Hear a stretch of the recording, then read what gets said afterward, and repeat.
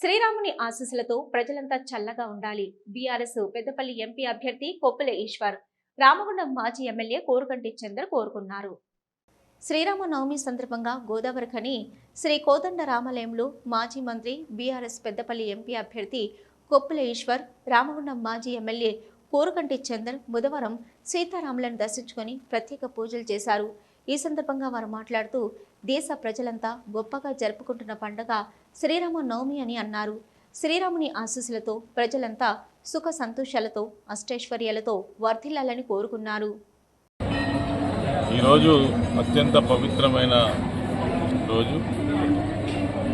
ఈరోజు శ్రీరాముని కళ్యాణం, శ్రీరామనవమిగా మనం పిలుచుకునేటువంటి శ్రీరామనవమి సందర్భంగా దేశవ్యాప్తంగా ఈరోజు ఈ ఉత్సవాన్ని ప్రతి గ్రామంలో, పల్లెలో, పట్టణంలో ప్రజలందరూ కూడా ఎంతో భక్తి శ్రద్ధలతో జరుపుకునేటువంటి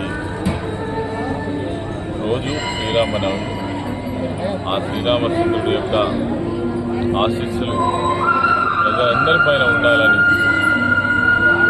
అదేవిధంగా వారు దేనికోసమైతే పోరాటం చేసిందో మరి దుష్ట సంహరణ జరిగే వరకు, దుష్ట రక్షణ జరిగే వరకు వారు నిరంతరం కలిపినటువంటి పోరాటం ఏదైతే ఉందో సమాజంలో కూడా అది అమలు జరగాలి. ఎప్పటికైనా న్యాయం గెలవాలి. ప్రజలను వేధించేటువంటి వారు, సాధించేటువంటి వారు, స్వార్థపరు, సమాజానికి చేటుగా ఉన్నటువంటి వారి పట్ల వారి యొక్క చూపు ఇప్పటికి ఉండాలని, ప్రజలందరినీ చల్లగా ఉండాలని